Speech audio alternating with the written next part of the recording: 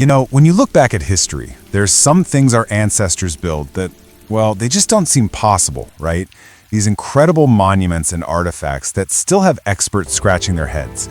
They kind of challenge everything we think we know about the past. And that's the big question, isn't it? How did they pull this stuff off? We look at these amazing feats, and you just have to wonder, did they have some secret knowledge that we've totally forgotten? Today, we're going to dig into a couple of these puzzles. I mean, just look at the Shagir idol. They found this thing perfectly preserved in a bog in Siberia. It's over 5 meters tall, covered in these really complex symbols, and it's 12,000 years old. That's literally twice as old as Stonehenge, and it was made by people we thought were just hunter-gatherers focused only on day-to-day survival. So how did they do it, and why? Or what about this little guy, the Takasic Calixtlahuaca head?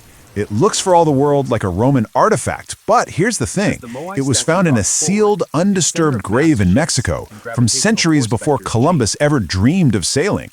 It's an object that just shouldn't be there, and it throws our whole timeline of world history into question. It's easy to get lost in these mysteries, to think they're just unsolvable. But what if one of the most famous riddles of all time actually has an answer? And what if that answer has been staring us in the face the whole time? Yeah, we are headed to Rapa Nui. You probably know it as Easter Island, and we're tackling its most famous puzzle, those giant stone heads, the Moai. The question that's bugged everyone for centuries, how in the world did they move them? These statues are massive, some weigh over 70 tons, and they were all carved in one quarry, then moved for miles over some pretty rough terrain to be set up on these stone platforms. For years, the leading theory involved using tons and tons of logs as rollers and sleds, and that paints a pretty grim picture, right?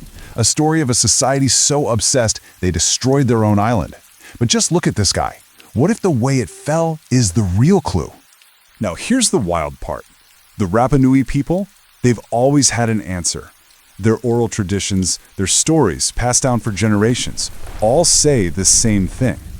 The statues didn't need to be dragged. They walked. And for ages, scientists just kind of patted them on the head and said, oh, that's a nice story. But what if they meant it literally? So a new group of researchers decided to do something radical. They actually listened. They started looking at the evidence, not with the old assumptions, but with this walking idea in mind. And what they found? Well, it changed everything. Okay, so this is the absolute game changer. It turns out there isn't just one type of Moai, there are two. The ones you see on display, the Ahu Moai, have been recarved. They have narrow bases so they can stand perfectly still. But the ones found along the roads, the ones that never finished their journey, they're totally different. They have these wide, D-shaped bases and they lean forward, like they're about to start a race. They were built to move. So how did it work? It's pure genius-level physics. You get a few teams with ropes tied to the head, right? They pull from side to side, rocking the statue. And because it's already leaning forward, every single rock becomes a step. The statue literally waddles forward in a sort of controlled fall. It's not magic, it's just brilliant engineering. And the design is just wow. They made these things bottom heavy, so their center of mass is super low. It's exactly like one of those old Weeble Wobble toys, you know? Weebles wobble, but they don't fall down. You can tilt them way over to the side and they just want to stand back up. They were engineered not to fall. So let's just put all the clues together, carved right into the stone. You've got the wide base for stability, that forward lean to create the walking motion, and the low center of mass to keep it from tipping over. And this last detail is so cool, none of the road Moai have eye sockets carved in. In their culture, the eyes were what gave the statue its power, its spirit. And you would never do that until it was safely home, standing tall on its platform. It was the very final step. But the stone clues aren't the only thing. The way these statues fell is like a forensic file. It's not random at all. Think about it. If you're walking forward and you trip going downhill, where do you fall? Face first, right? And if you're straining to go uphill and you lose your balance, you're going to fall backward. And that is exactly what the data shows. It's the perfect footprint of a walking failure. Okay, so the theory is looking pretty darn solid, right? It fits the legends, it fits the archaeology, but you know how science works. There's only one way to really, truly know for sure. You have to build one and try it yourself. And that's exactly what they did. A team built a perfect replica. We're talking 4.35 tons of concrete, scaled exactly like a real road Moai. All the math and all the evidence said it should work. But there's theory, and then there's trying to make a 5-ton block of concrete walk. So how many people do you think it took?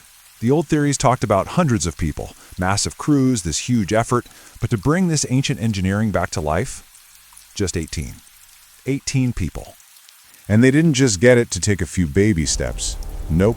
That small crew walked that massive statue a full 100 meters. The ancient engineering worked exactly as their ancestors had always said it did. But here's the number that'll really blow your mind. How long did it take to go that 100 meters?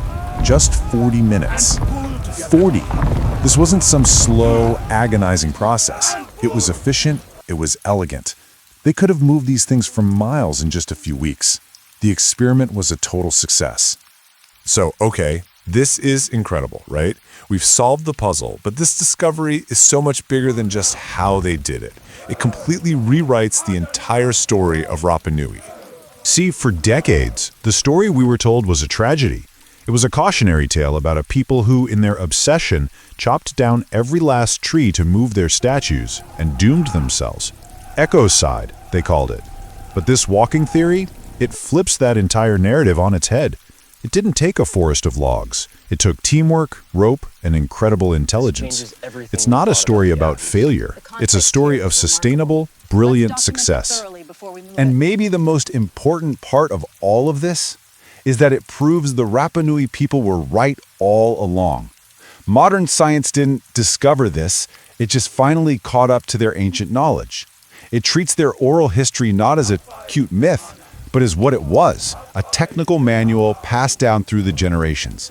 It's their story of ingenuity, and they've reclaimed it. So yeah, the giant statues of Easter Island walked. And solving one of history's greatest riddles leaves us with an even bigger, more exciting question. Think about all those other unsolvable mysteries out there. How many of them are just waiting for us to stop, to listen to the stories that were there all along, and to look at the evidence from a totally new perspective?